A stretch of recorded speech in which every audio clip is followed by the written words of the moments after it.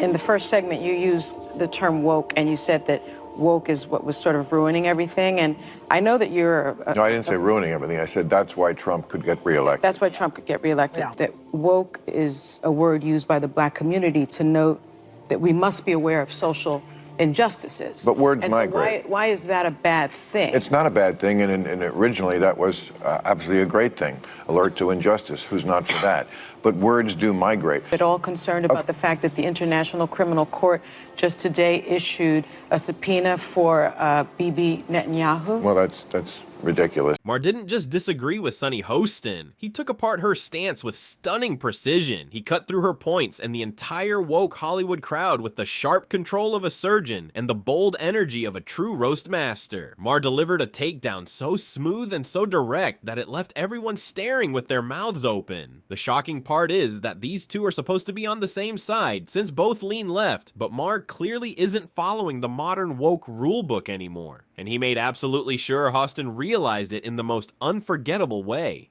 In the first segment, you used the term woke, and you said that woke is what was sort of ruining everything. And I know that you're... No, I didn't say ruining everything. I said that's why Trump could get reelected. That's why Trump could get reelected. Hostin thought she was making a clever move, acting like she was playing chess by suddenly calling Maher a hypocrite. She tried to frame him as someone attacking a culture he was supposedly part of, hoping it would corner him and damage his credibility. But Maher wasn't fooled for a second. He saw straight through her setup as if it were made of glass, and he had absolutely no intention of falling for the woke crowd's favorite trap, twisting words to snare their opponents and make them look guilty. Any doubt that I was right about the change that's happened in the left? Watching people protest for a terrorist organization like Hamas? That straightened me up pretty quick. Bill Maher recently visited The View to promote his new book, but what seemed like a simple PR stop instantly turned into a full-blown verbal firefight. What everyone assumed would be a calm interview suddenly shifted into a blazing showdown, with Maher, a man who leans left, shocking viewers by calling out his own side with fierce intensity. Nobody expected it, and the room felt like it had turned into a barbecue pit with the woke crowd sizzling on the grill. It all kicked off when Sunny Hostin tried to pin Maher in a corner, pressing him about why he was using the word woke as a weapon, and that moment lit the entire fuse. It struck me that in the first segment, you used the term woke, and you said that woke is what was sort of ruining everything. And I know that you're... No, I didn't say ruining everything. I said that's why Trump could get reelected. That's why Trump could get reelected. Yeah. So the term woke has been, in my view, co-opted by the right and weaponized and bastardized. And so I was surprised to hear you use the term, because historically, as you know, because I think you're quite brilliant, that woke is a word used by the black community to note that we must be aware of social injustices. But words and migrate. So why is that a bad thing? Hostin believed she was making a strategic move, acting like she was playing chess when she suddenly labeled Maher a hypocrite. She tried to paint him as someone attacking a culture he was supposedly connected to, hoping the accusation would stick and corner him. But Maher wasn't easily tricked. He saw her plan as clearly as looking through glass, and he had no intention of falling into the woke crowd's most common trap, twisting someone's words to make them look guilty and powerless. It's not a bad thing, and originally that was absolutely a great thing. Alert to injustice. Who's not for that? But words do migrate. Now, I'll use any term you want. Okay. Because maybe that is a word that's triggering, and so let's not use that word. I don't know. Want to call it the super far left? Bill Maher's first move was to expertly sidestep Hostin's entire setup by explaining that language evolves, reminding her that a word today can hold a completely different meaning tomorrow. He made it clear that he wasn't using woke in its original sense, but in the new meaning created by the extreme left, a version shaped by their own behavior and actions. Hostin likely expected to watch Maher crumble under her accusation of hypocrisy, but instead she walked straight into his counterplay without even noticing. Maher flipped the script effortlessly, forcing Hostin to taste the very trap she'd tried to use on him, leaving her argument wobbling in front of everyone. But don't tell me that the left hasn't changed. Mm-hmm. I mean, I'm old enough to remember when it was the conservatives who hated the Jews. Yeah. Okay. That was a joke. But, Too dark, too dark.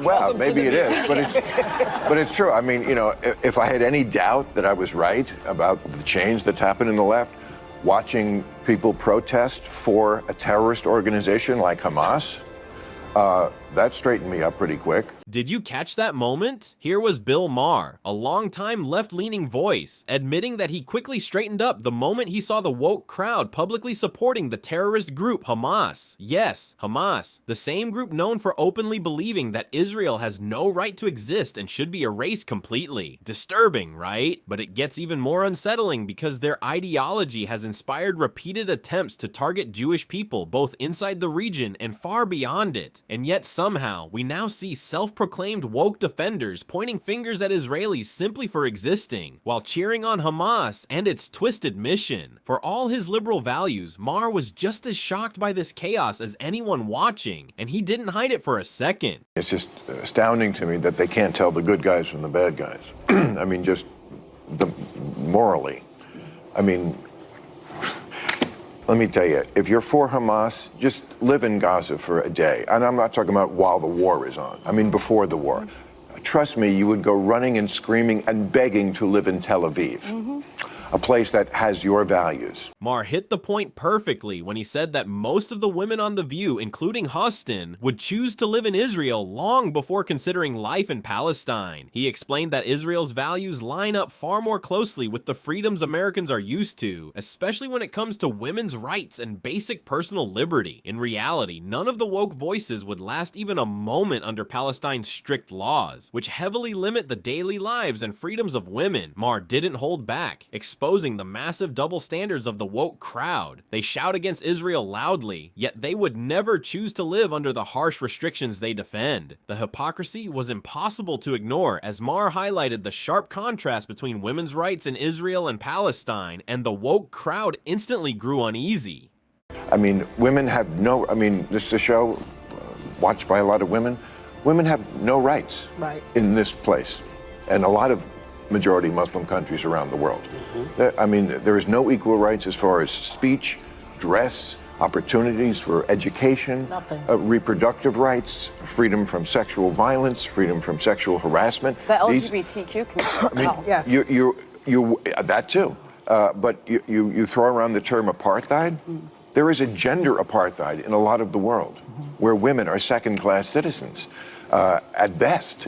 Maher delivered yet another powerful blow when he pointed out the massive gap in women's rights across many Muslim-majority countries, the very same places the woke voices keep defending so fiercely. In a calm but cutting way, he was basically telling Hostin and others like her to take a real trip to those nations and witness how women are pushed aside in nearly every part of life. This wasn't just a comment, it was a subtle but devastating uppercut that left the panel scrambling for a comeback. Struggling to regain control, they quickly turned to the familiar innocent civilians angle, hoping it would trap Maher again and shift the pressure back onto him. But Maher doesn't collapse under emotional setups that easily, and if they thought he would stumble after that, they were about to face a harsh reality check. Are you at all concerned about the innocent civilians that have been collectively punished and murdered, largely children and women? And are you at all concerned about the fact that the International Criminal Court just today issued a subpoena for Bibi Netanyahu? Hostin realized that Maher had completely destroyed her earlier argument, the one where she questioned why a genuine left-leaning thinker like him wouldn't support modern woke culture. So she tried to shift the conversation by framing him as someone who supports violence against innocent civilians, hoping this moral accusation would pin him down and flip the pressure back onto him. Her question came right after Maher delivered a sharp, well-reasoned answer, and it was clearly meant to challenge his character rather than his ideas. This is a classic woke tactic, when their points fall apart under scrutiny, they quickly turn to questioning someone's morality instead of defending their logic. But Maher was more than ready for it, and he fired off another strong response that shattered Hostin's approach and exposed the weakness in the entire strategy she was relying on. And Maher's counter wasn't random, it was a carefully calculated move worth remembering. Well, that's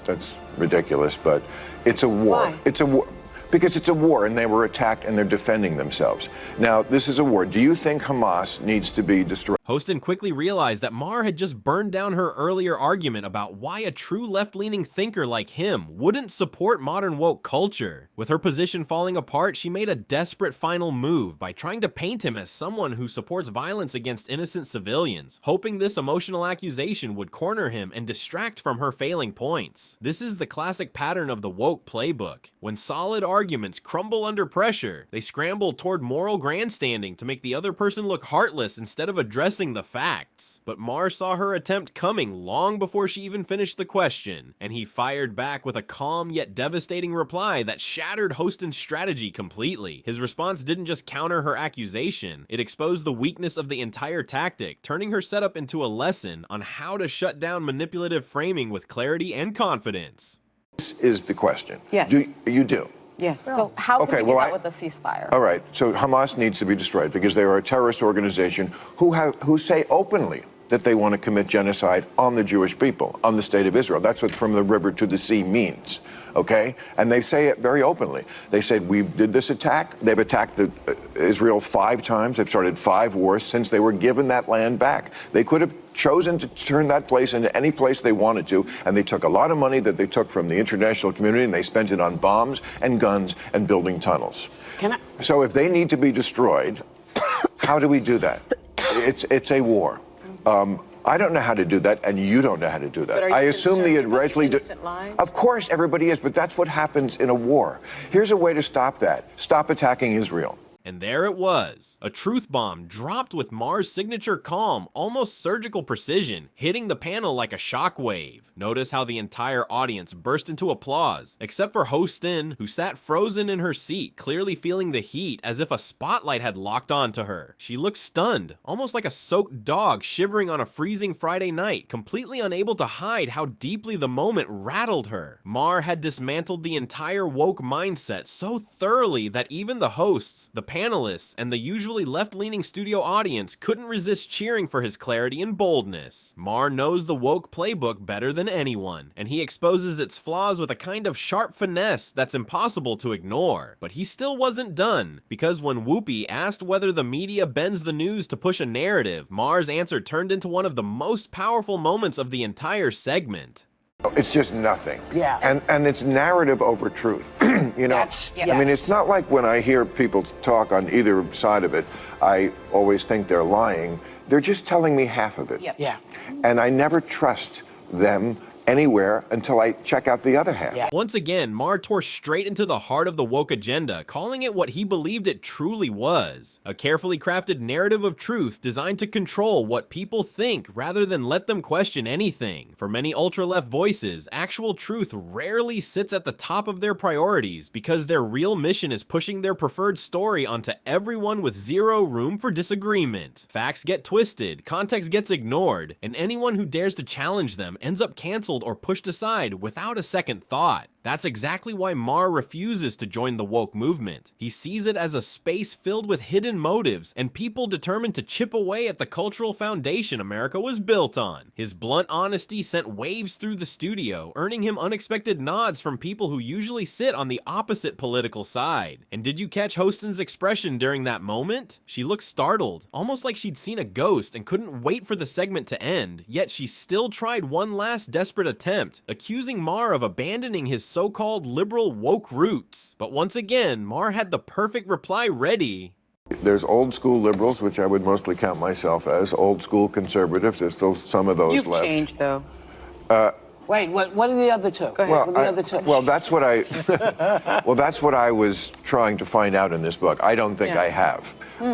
And you know, we were saying in the break we have to come up with a new word for woke. Let's have a contest because this is a word that's triggering. But I mean, those concepts that are different than they were 5 years ago. Maher was making it clear that he sees himself as an old-school liberal, someone who believes in genuine social justice, but refuses to encourage people to stay trapped in situations that hurt them. He explained that his views are nothing like those of the modern woke crowd, who often think people should remain in their struggles while everyone else pretends it's perfectly fine. To drive his point home, Maher used a sharp example. He said an old-school liberal would focus on helping homeless men get off the streets and into safe, supportive shelters where they could rebuild their lives. Meanwhile, the woke movement would rather leave those men sitting on the sidewalk, insisting that society must simply accept the discomfort and never question it. And anyone who dares to speak up or ask for real solutions ends up getting labeled and pushed aside, proving how the woke mindset can punish people instead of helping them grow.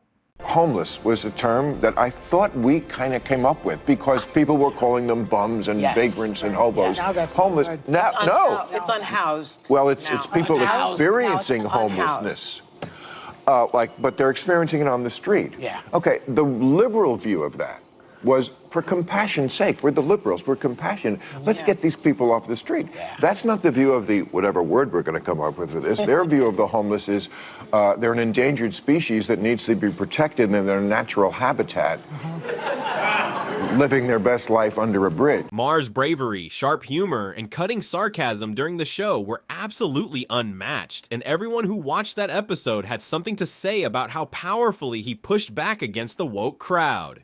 Viewers praised him for putting the movement in its place with calm confidence, and one fan even wrote, "I've never seen anyone tear apart the liberal woke narrative so smoothly and so clearly while leaving the view panel stunned and speechless." Others joined Maher in calling out the hypocrisy they saw on display, like the commenter who said, "Unbelievable what hypocrites these women are," pointing out how strange it is for them to accuse the media of not telling both sides when most of the media already leans toward their views. People also criticized Sunny Hostin for her tactics, saying she needs to stop putting words in people's mouths and insisting they said things they never actually said, calling it total gaslighting. Maher's visit wasn't a friendly conversation, it was a full masterclass in exposing woke contradictions, and from the moment Hostin tried to corner him, he handled her with skill, clarity, and a precision that left the entire woke crowd rattled. And Maher didn't stop there, later calling out presidents he believes support extreme left groups, even taking a bold swipe at President Biden's age and how it might affect his ability to lead effectively.